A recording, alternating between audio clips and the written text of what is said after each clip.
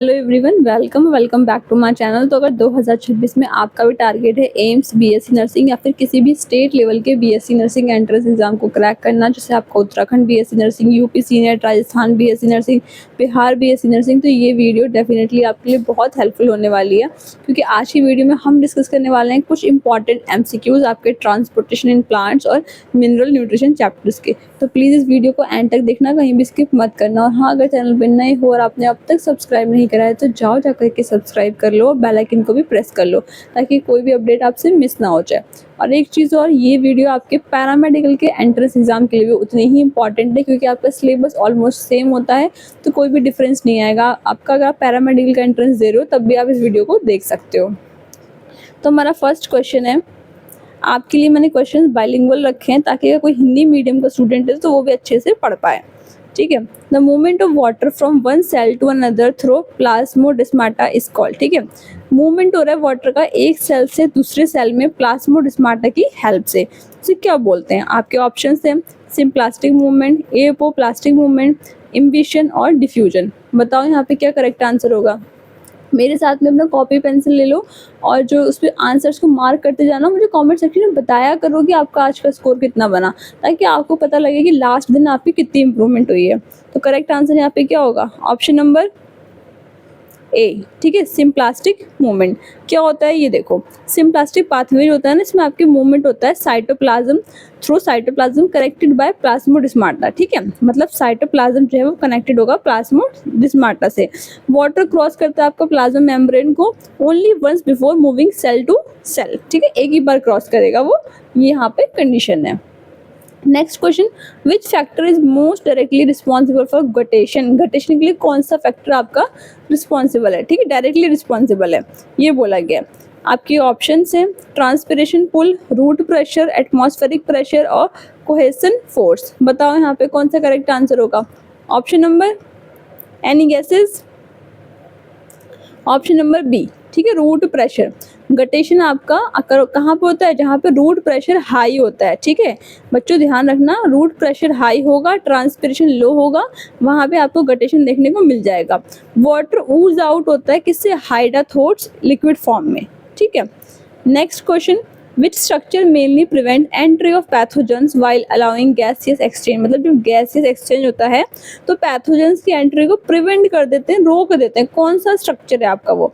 हाइड्रोथोट्स है, root hairs है, लेटिकल्स है या स्टोमाटा है विद गार्ड सेल। बताओ क्या हो सकता है यहाँ पे correct answer. Option number, any guesses? Option number D. ठीक है, स्टोमाटा विद गार्ड सेल। ठीक, गार्ड सेल का नाम से ही समझ में आ रहा है। गार्ड सेल क्या करते हैं? रेगुलेट करते हैं ओपनिंग और क्लोजिंग को स्टोमेटा की। कंट्रोल ओपनिंग होती है, वो कम कर देती है मतलब पैथोजेंस की एंट्री को। और कब करेगी? जब गैसेस एक्सचेंज हो रहा है।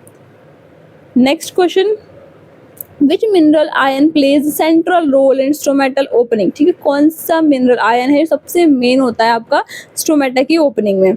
आपके ऑप्शंस हैं potassium ion, calcium ion, magnesium ion और क्लोराइड आयन। क्या होना चाहिए करेक्ट आंसर? ऑप्शन नंबर ए, पोटेशियम आयन। ठीक है, पोटेशियम आयन जो है ना आपके गार्ड सेल के आसपास एक्यूमुलेट हो जाता है, मतलब इकट्ठा हो जाता है। ठीक है, और क्या कर देता है? वाटर पोटेंशियल को कम कर देता है। वाटर एंटर करता है आपको ऑस्मोटिकली कहाँ पे? स्टोमेटा को ओपन कराने के लिए। Next question, according to cohesion tension theory ascent of sap occurs due to. ठीक है, आपने पढ़ा होगा आपकी एनसीईआरटी में कोहेसन टेंशन थ्योरी होती है, तो उसमें एसेंट ऑफ सैप कब होता है ये पूछा गया। ठीक है, किसकी वजह से होगा? आपके ऑप्शन है रूट प्रेशर की वजह से, कैपिलरी फोर्स की वजह से होगा, ट्रांसपिरेशन पुल एंड कोहेशन की वजह से होगा, ऑस्मोटिक प्रेशर इन कॉर्टेक्स की वजह से होगा। बोलो किसकी वजह से होगा यहाँ पे? क्या होगा correct answer? Option number C. ठीक है, ट्रांसपिरेशन पुल एंड कोहेशन की वजह से। ट्रांसपिरेशन आपका क्रिएट करता है टेंशन कहाँ पे? जाइलम में करेगा, वाइल कोहेशन जो है मतलब कंटिन्यूटी को मेंटेन करता है वाटर की कॉलम्स में। ठीक है, ये दोनों क्या कर देते हैं? लिफ्ट कर देते हैं वाटर को अपवर्ड, यानी कि ऊपर लेके जाते हैं। Next question, which pathway of water transport is interrupted by Casparian strips. ठीक है, कौन सा पाथवे वाटर ट्रांसपोर्ट का जो इंटरप्ट हो जाता है कैस्पेरियन स्ट्रिप्स से? आपके ऑप्शंस हैं vacuolar pathway, symplastic pathway, transmembrane pathway और एपोप्लास्टिक पाथवे। बताओ यहाँ पे क्या करेक्ट आंसर होगा। ऑप्शन नंबर बोलो डी, ठीक है, एपोप्लास्टिक पाथवे। कैस्पेरियन स्ट्रिप्स जो होती है ना आपकी, इसमें क्या होता है, सुब्रिन होता है। मैंने बताया था अपने प्रीवियस लेक्चर्स में भी, कैस्पेरियन स्ट्रिप्स में क्या होता है, सुब्रिन होता है जो ब्लॉक कर देता है मूवमेंट को सेल वॉल की और इंटरसेलुलर स्पेसेस में। इसलिए एपोप्लास्टिक मूवमेंट होता है ना आपका स्टॉप हो जाता है एंडोडर्मिस में जा करके। नेक्स्ट क्वेश्चन है water potential of pure water consider, ठीक है, प्योर वाटर का वाटर पोटेंशियल पूछा गया है। आपके ऑप्शंस हैं पॉजिटिव, जीरो, नेगेटिव और variable.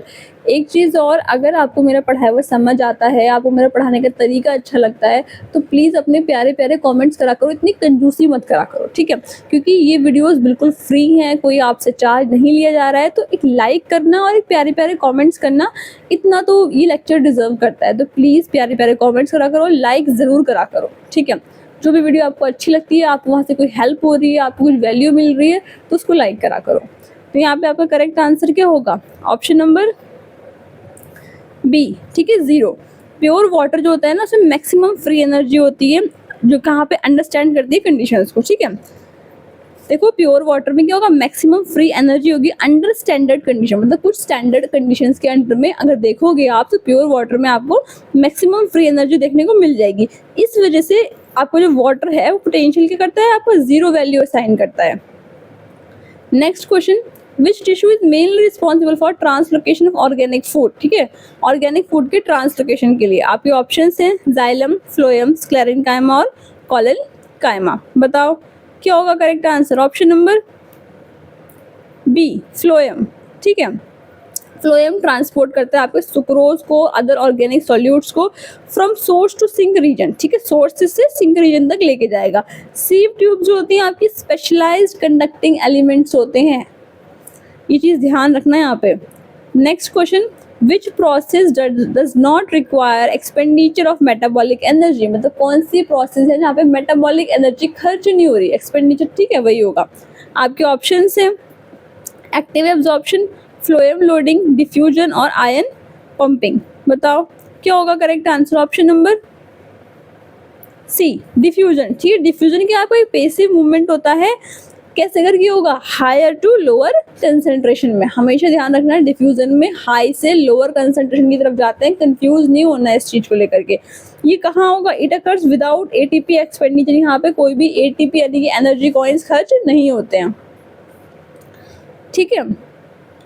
Next question, which cells are dead at maturity and conduct water efficiently, मतलब मेच्योरिटी के टाइम वो सेल जो है ना वो डेड हो जाते हैं और वाटर एफिशिएंटली कंडक्ट करते हैं। आपके ऑप्शन है companion cell, sieve tube elements, cortex cell और ट्रैकेट्स एंड वेसल्स। बताओ कौन से होंगे यहाँ पे, क्या होगा correct answer, option number D, tracheids and vessels, ठीक है। ट्रैकेट्स और वेसल्स के होते हैं आपके लिग्निफाइड डेड सेल्स होते हैं जो जाइलम बनाते हैं, और इनका हॉलो स्ट्रक्चर जो होता है ना वो बहुत ज़्यादा हेल्प करता है, फैसिलिटेट करता है वाटर कंडक्शन में। Next question, which condition favours maximum transpiration, किस कंडीशन में सबसे ज़्यादा मैक्सिमम ट्रांसपिरेशन देखने को मिलती है।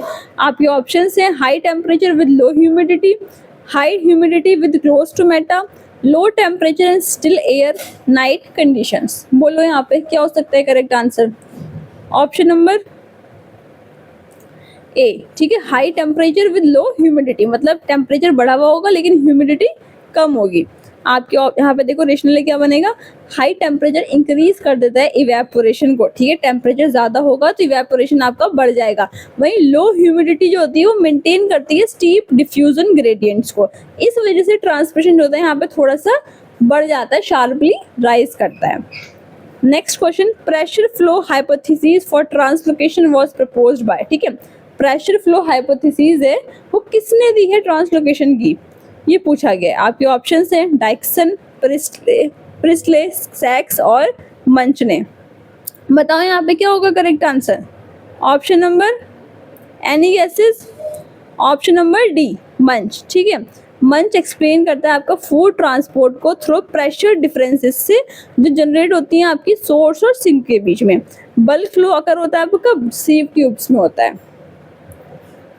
Next question, which phenomenon occurs when a plant cell is placed in hypertonic solution. ठीक है, आपको पता होगा आपके सोल्यूशंस होते हैं, उन्हीं में से एक आपका हाइपरटोनिक होता है, आइसोटोनिक, हाइपोटोनिक और हाइपरटोनिक। हाइपरटोनिक सोल्यूशंस में कौन सा फेनोमेनन आपको देखने को मिलता है, जब प्लांट सेल को रखा जाता है। ठीक है, डीप्लाज्मोलाइसिस, एंडोस्मोसिस, टर्जिडिटी और प्लाज्मोलाइसिस। बताओ क्या होगा यहाँ पे, क्या होगा correct answer? Option number D, plasmolysis. देखो, हाइपरटोनिक सॉल्यूशंस में water leave the cell by exosmosis. ठीक है, वाटर जो है ना सेल्स में इसको छोड़ देता है एक्सोऑस्मोसिस की हेल्प से। द प्रोटोप्लास्ट श्रिंक हो जाएगा away from the cell wall causing plasmolysis. Protoplast shrink हो जाएगा, सिकुड़ जाना। ठीक है, श्रिंक का मतलब तो सिकुड़ जाना, इस वजह से आपकी सेल वॉल जो है ना वो पूरी उस तरीके की हो जाती है। Next question, which statement regarding xylem transport is correct. ठीक है, इनमें से कौन सा स्टेटमेंट जाइलम ट्रांसपोर्ट के रिगार्डिंग पूरा आपका करेक्ट है, ये पूछा गया। इट ट्रांसपोर्ट फूड ओनली, सिर्फ खाना ट्रांसपोर्ट करता है। ट्रांसपोर्ट इज बाई डायरेक्शनल, मतलब दो डायरेक्शंस में होता है। Main conducting cells are living, जो कंडक्टिंग सेल्स हैं आपके वो लिविंग होते हैं। Transport mainly occur in upward direction, सिर्फ अपवर्ड डायरेक्शन में होगा। बोलो यहाँ पे क्या होगा correct answer? Option number D. ठीक है, ट्रांसपोर्ट मेनली अकर होता है आपका अपवर्ड डायरेक्शन में। जाइलम जो है ना प्राइमरीली क्या कंडक्ट करता है, वाटर और मिनरल्स को करता है। कहाँ से करेगा? रूट से करेगा एरियल पार्ट्स तक, इस चीज को ध्यान रखना। इस वजह से मूवमेंट आपका हमेशा अपवर्ड डायरेक्शंस में होगा। Next question, which structure provide the largest surface area for mineral absorption. Root hairs, endodermis, cortex और पेरिसाइकिल। बताओ कौन से स्ट्रक्चर से सरफेस एरिया बढ़ जाता है मिनरल एब्जॉर्प्शन के लिए, ये पूछा गया है। करेक्ट आंसर क्या होगा? Option number A, root hairs. ठीक है, रूट हेयर्स की होती हैं थिन वॉल ट्यूबुलर एक्सटेंशंस होती हैं आपकी एपिडर्मल सेल्स की। ये इनॉर्मसली आपकी इंक्रीज कर देती है, मतलब बढ़ा देती हैं एब्जॉर्प्टिव सरफेस को वाटर और मिनरल्स के लिए। Next question, which element is a constituent of chlorophyll molecule. ठीक है, इनमें से कौन सा आपका एक कॉन्स्टिट्यूएंट है क्लोरोफिल मॉलिक्यूल्स का। ठीक है, कौन सा तत्व क्लोरोफिल अणु घटक का होता है? आपके ऑप्शंस हैं मैग्नीशियम, आयरन, जिंक और कैल्शियम। बोलो क्या होगा करेक्ट आंसर, क्या बनेगा? ऑप्शन नंबर ए, मैग्नीशियम। ठीक है, मैग्नीशियम ऑक्यूपाई करता है सेंट्रल पोजीशन क्लोरोफिल मॉलिक्यूल, मतलब पूरा जो क्लोरोफिल का मॉलिक्यूल होगा उसमें सबसे सेंट्रल पोजीशन किसकी होती है? मैग्नीशियम की होती है। ये एसेंशियल होता है आपका फोटोसिंथेसिस के लिए और जितनी भी एंजाइम्स हैं उनको एक्टिवेट करने के लिए। Next question, deficiency of which element cause whiptail disease in cauliflower. ठीक है, कॉलीफ्लावर में अगर इस एक एलिमेंट की डिफिशियंसी हो जाए, कमी हो जाए, तो विपटेल डिजीज हो सकती है। आपके ऑप्शन हैं कॉपर, मॉलिबेडनम, बोरोन और मैग्नीज। ये बहुत इंपॉर्टेंट क्वेश्चन हैं, हर बार आते हैं, रिपीट होते हैं। ठीक है, तो देखो यहाँ पे करेक्ट आंसर क्या बनेगा? Option number B. ठीक है, मॉलिबेडनम। मॉलिबेडनम की डिफिशियंसी जो होती है ना आपकी अफेक्ट करती है नाइट्रेट के रिडक्शन को और लीफ के डेवलपमेंट। मतलब अगर मॉलिबेडनम नहीं होगा तो नाइट्रेट का रिडक्शन नहीं हो पाएगा, लीफ का डेवलपमेंट नहीं होगा। और कॉलीफ्लावर में लीफ जो होती है नैरो हो जाती हैं, माल फॉर्म्ड हो जाती हैं। ठीक है, इससे क्या होता है? विपटेल के सिम्टम देखने को आपको मिल जाते हैं। Next question, which nutrient is component of ATP, nucleic acid और फॉस्फोलिपिड। मतलब इनमें से कौन सा न्यूट्रिएंट जो है ना आपके एटीपी में भी देखने को मिलता है, न्यूक्लिक एसिड में मिलता है और फॉस्फोलिपिड्स में भी मिलता है। आपके ऑप्शन हैं सल्फर, पोटेशियम, फॉस्फोरस और कैल्शियम। बोलो क्या होगा यहाँ पे correct answer? Option number C. ठीक है, फॉस्फोरस। कैसे होगा वो देखो, फॉस्फोरस फॉर्म करता है फॉस्फेट ग्रुप को एटीपी, मतलब एटीपी में फॉस्फोरस फॉस्फेट ग्रुप बनाता है। डीएनए में भी, आरएनए में भी, फॉस्फोलिपिड्स में भी। ये आपका वाइटल होता है, मतलब सबसे ज़्यादा मेन इंपॉर्टेंट होता है एनर्जी ट्रांसफर रिएक्शंस के लिए।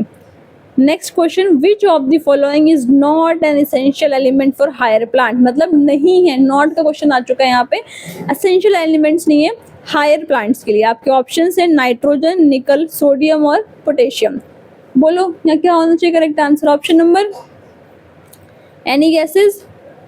Option number C. ठीक है, sodium.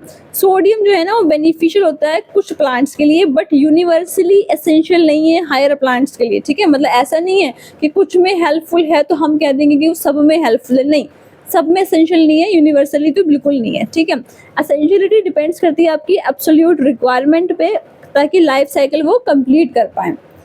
Next question, nitrogenase enzyme is highly sensitive to, आपकी जो नाइट्रोजीनियस एंजाइम होती हैं वो किसके लिए सबसे ज़्यादा सेंसिटिव होती हैं? आपके ऑप्शन हैं कार्बन डाइऑक्साइड, ऑक्सीजन, एक आपका ऑप्शन है नाइट्रोजन और एक होता है वाटर। बताओ किसके लिए सेंसिटिव होंगी, क्या होगा करेक्ट आंसर?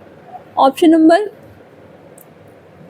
बी, ठीक है, ऑक्सीजन के लिए। Nitrogenase became inactive in presence of oxygen, मतलब अगर ऑक्सीजन जहाँ पे होगी नाइट्रोजीनियस वहाँ पे एक्टिव ही नहीं रहेगी, काम ही नहीं कर पाएगी अपना। तो यहाँ पे आप देख सकते हो leghaemoglobin in root nodules help करता है मेंटेन करने में लो ऑक्सीजन कंसंट्रेशन को, ठीक है, ताकि ऑक्सीजन कम रहे तो वो काम कर पाए। इस वजह से लैग हीमोग्लोबिन वहाँ पे अपना मेन काम करता है। Next question, which deficiency symptom first appear in older leaves, मतलब कौन से डिफिशियंसी के सिम्टम आपको पहले ओल्डर लीव्स मतलब पुरानी पत्तियां उनमें देखने को मिलेंगे? आपके ऑप्शन है sulphur deficiency, calcium deficiency, iron deficiency और नाइट्रोजन डिफिशियंसी। बोलो क्या होगा correct answer? Option number D, ठीक है, नाइट्रोजन डिफिशियंसी। कैसे होगा? नाइट्रोजन की एक मोबाइल एलिमेंट है, मतलब चलता फिरता एलिमेंट है, मूव्स कर जाती है ओल्ड लीव्स में, यंग टिश्यूज में, कब? डिफिशियंसी के टाइम पे। इसलिए ओल्डर लीव्स में आपको पहले क्लोरोसिस देखने को मिलेगी। Next question, which element is required for splitting of water during photosynthesis, photosynthesis के टाइम पे जो वाटर स्प्लिटिंग होती है उसके लिए कौन सा एलिमेंट जरूरी होता है? आपके ऑप्शन है मैग्नीज, जिंक, कॉपर और बोरोन। बोलो क्या होगा correct answer? Option number A, ठीक है, मैग्नीज। मैग्नीज कैसे करके होगा? मैग्नीज आपका इन्वॉल्व होता है फोटोलाइसिस में, वाटर इन फोटोसिस्टम सेकंड, ठीक है। जब फोटोसिस्टम सेकंड का देखोगे तो फोटोलाइसिस में आपका मैग्नीज ही इंपॉर्टेंट है, पूरा इन्वॉल्व है। ये एक्टिवेट करता है आपकी एंजाइम्स को, जितनी भी फोटोसिंथेसिस से जुड़ी हुई एंजाइम्स हैं उन सबको ये एक्टिवेट कर देगा। Next question, which micronutrient is essential for pollen germination, मतलब पॉलन जर्मिनेशन के लिए कौन सा माइक्रोन्यूट्रिएंट आपके लिए बहुत एसेंशियल है? आपके ऑप्शन है आयरन, बोरोन, क्लोरीन और निकल। बोलो यहाँ पे क्या हो सकता है correct answer? Option number, any guesses? B, boron, ठीक है। बोरोन क्या है? नेसेसरी होता है पॉलन ट्यूब की ग्रोथ के लिए, शुगर ट्रांसपोर्ट के लिए और सेल वॉल की फॉर्मेशन के लिए। अगर इसकी डिफिशियंसी हो जाएगी तो रिप्रोडक्टिव ग्रोथ को बहुत ज़्यादा अफेक्ट होगा। Next question, which process convert atmospheric nitrogen into ammonia biologically, मतलब जितनी भी एटमॉस्फेरिक नाइट्रोजन है उसको अमोनिया में कन्वर्ट कर देता है। कौन सी प्रोसेस है वो? एमोनिफिकेशन, नाइट्रिफिकेशन, नाइट्रोजन फिक्सेशन और डीनाइट्रिफिकेशन। ये पढ़ा होगा एनसीईआरटी में, एनसीईआरटी में सब दे रखा है, कोई भी क्वेश्चन एनसीईआरटी से बाहर नहीं है। एक चीज़ और जो आप लोग बोलते हो कि दीदी के ये सेम क्वेश्चन आएंगे पेपर में, तो देखो सेम एग्जैक्ट लैंग्वेज ना हो, ये हो सकता है, लेकिन टॉपिक ज़रूर होगा, ठीक है, क्योंकि पेपर मैं सेट नहीं करने वाली हूँ कि हाँ मैं सेम क्वेश्चन बिल्कुल एज इट इज़ दे दूंगी। कुछ क्वेश्चंस होते हैं जो एज इट इज़ भी आ जाएंगे आपके पेपर में, आपको देखने को मिलेंगे, लेकिन जो कॉन्सेप्ट है ना, जो टॉपिक है ना, ये आपको हर पेपर में देखने को मिलेगा, इस बात की गारंटी है, ठीक है। तो क्वेश्चन सिर्फ प्रैक्टिस करने के लिए होते हैं, एज इट इज़ क्वेश्चन आएगा नहीं आएगा वो तो अब डिपेंड करता है एग्जाम टू एग्जाम पे। तो करेक्ट आंसर यहाँ पे क्या होगा? Option number C, nitrogen fixation. Nitrogen fixation convert करती है एटमॉस्फेरिक नाइट्रोजन को अमोनिया में बाय माइक्रो ऑर्गेनिज्म, ठीक है, माइक्रो ऑर्गेनिज्म की हेल्प से, जैसे आप देख सकते हो राइजोबियम और Azotobacter. Next question, Khaira disease of rice is caused by deficiency of, ठीक है, राइस में खैरा डिजीज हो जाती है, वो किसकी कमी की वजह से होती है? आयरन, जिंक, मैग्नीशियम और कॉपर। किसकी कमी से होगी? ऑप्शन नंबर बी, जिंक, ठीक है। जिंक डेफिशिएंसी जो होती है राइस में, चावलों में, वो लीड करती है क्लोरोसिस को और ब्रॉन्जिंग को, ठीक है, इसे बोलते हैं Khaira disease. Zinc is important for oxygen synthesis, oxygen synthesis के लिए भी बहुत इंपॉर्टेंट है। Next question, which of the following is criteria for essentiality of an element, ठीक है, किसी भी एलिमेंट की एसेंशियलिटी के लिए क्राइटेरिया क्या होता है? It increase plant height only, सिर्फ हाइट को इंक्रीज करने वाला। इनडायरेक्टली इन्वॉल्व इन मेटाबॉलिज्म में डायरेक्टली इन्वॉल्व होगा, इंप्रूव करेगा फ्रूट के टेस्ट को और प्रिवेंट करेगा ट्रांसपिरेशन से। बोलो क्या होगा correct answer? Option number B, ठीक है, ये डायरेक्टली इन्वॉल्व होता है आपके मेटाबॉलिज्म में according to Arnon and Stout criteria. Essential element जो होते हैं आपको डायरेक्टली पार्टिसिपेट करते हैं प्लांट के मेटाबॉलिज्म में, लाइफ साइकिल को कंप्लीट कराने में, उन्हें बोलेंगे असेंशियल एलिमेंट, ठीक है। Next question, which bacterium form symbiotic association with leguminous plant, ठीक है, कौन सा बैक्टीरिया है जो सिम्बायोटिक एसोसिएशन बना लेता है लेग्यूमिनस प्लांट्स के साथ में, ठीक है। आपके ऑप्शंस हैं एजोटोबैक्टर, क्लोस्ट्रीडियम, राइजोबियम और नाइट्रोसोमोनास। क्या होगा correct answer? Option number, any guesses? C, ठीक है, राइजोबियम। राइजोबियम आपको कहाँ पे रहता है? रूट नोड्यूल्स में रहता है लेग्यूम्स की, और फिक्स करता है आपके एटमॉस्फेरिक नाइट्रोजन को सिम्बायोटिकली, ठीक है। Next question, chlorosis in young leave is commonly associated with deficiency of, मतलब आपकी जो नई नई पत्तियां हैं अगर उनमें क्लोरोसिस हो जा रहा है तो वो किसकी कमी की वजह से हो रहा है? आपके ऑप्शंस हैं आयरन, नाइट्रोजन, पोटेशियम और मैग्नीशियम। बोलो क्या होगा correct answer? Option number A, ठीक है, आयरन की वजह से। आयरन जो होता है आपका इमोबाइल होता है प्लांट्स में, इनकी डेफिशिएंसी के सिम्टम्स होते हैं आपको पहले यंग लीव्स में देखने को मिलेंगे, और ये आपका क्लोरोफिल सिंथेसिस के लिए बहुत इंपॉर्टेंट होता है। Next question, which compound is the first stable product form during nitrification, जब नाइट्रिफिकेशन होता है तो पहला कौन सा स्टेबल प्रोडक्ट देखने को मिलता है? नाइट्राइट, नाइट्रेट, अमोनिया, और एक आपका ऑप्शन है यूरिया। बोलो क्या होगा correct answer? Option number A, ठीक है, नाइट्राइट। ड्यूरिंग नाइट्रिफिकेशन के टाइम पे अमोनिया पहले कन्वर्ट होता है नाइट्राइट में, किसकी हेल्प से? नाइट्रोसोमोनास की हेल्प से। फिर नाइट्राइट कन्वर्ट हो जाता है नाइट्रेट में बाय नाइट्रोबैक्टर। इस चीज को ध्यान रखना, अगर कहीं गलत हो रहा है क्वेश्चन तो उसकी रेशनल को लिख लिया करो, देखा करो कि क्वेश्चन क्यों गलत हुआ, ठीक है, रेशनल पढ़ा करो। नेक्स्ट क्वेश्चन, इस सेशन का ये लास्ट क्वेश्चन है हमारा, which element activates rubisco enzyme and maintain ribosome structure, ठीक है, रूबिस्को एंजाइम को कौन एक्टिवेट करता है? आपके ऑप्शंस हैं कैल्शियम, सल्फर, मैग्नीशियम और क्लोरीन। बोलो क्या होगा correct answer? Option number C, ठीक है, मैग्नीशियम। मैग्नीशियम एक्ट करता है एक एक्टिवेटर की तरह रूबिस्को के लिए, और स्टेबलाइज करता है राइबोसोम के स्ट्रक्चर को। यह आपका पार्टिसिपेट करता है फॉस्फेट ट्रांसफर रिएक्शंस में भी, ठीक है। तो आई होप कि आपको मेरे साथ ये क्वेश्चन प्रैक्टिस करने में मज़ा आया होगा, आपके कंसेप्ट क्लियर हुए होंगे। अगर आपको ये लेक्चर अच्छा लगा है, आपको मज़ा आया है, तो प्लीज़ इसको ज़्यादा से ज़्यादा लाइक कर देना, शेयर कर देना, और चैनल पे नए हो और आपने अब तक सब्सक्राइब नहीं करा है तो जाओ जाकर के सब्सक्राइब कर लो, बेल आइकन को भी प्रेस कर लो। अगर आपको मेरा पढ़ाया हुआ समझ आया है, पढ़ाने का तरीका अच्छा लगा है, आप चाहते हो कि मैं ऐसे आपके लेक्चर्स लाती रहूँ, तो प्लीज़ प्यारे प्यारे कॉमेंट्स भी करा करो। बाकी कोई डाउट है, कोई क्वेरी है तो कमेंट सेक्शन में पूछ लेना। टेलीग्राम ग्रुप को ज्वाइन कर लेना, उसका लिंक भी कमेंट सेक्शन में पिन कर रखा है। इंस्टाग्राम पे भी आप मुझे ज्वाइन कर सकते हो, वहाँ पे मुझे डायरेक्ट डीएम कर सकते हो, आपको कोई भी क्वेरी है उसके रिगार्डिंग। बाकी मिलते हैं नेक्स्ट वीडियो में, तब तक के लिए thank you and have a nice day.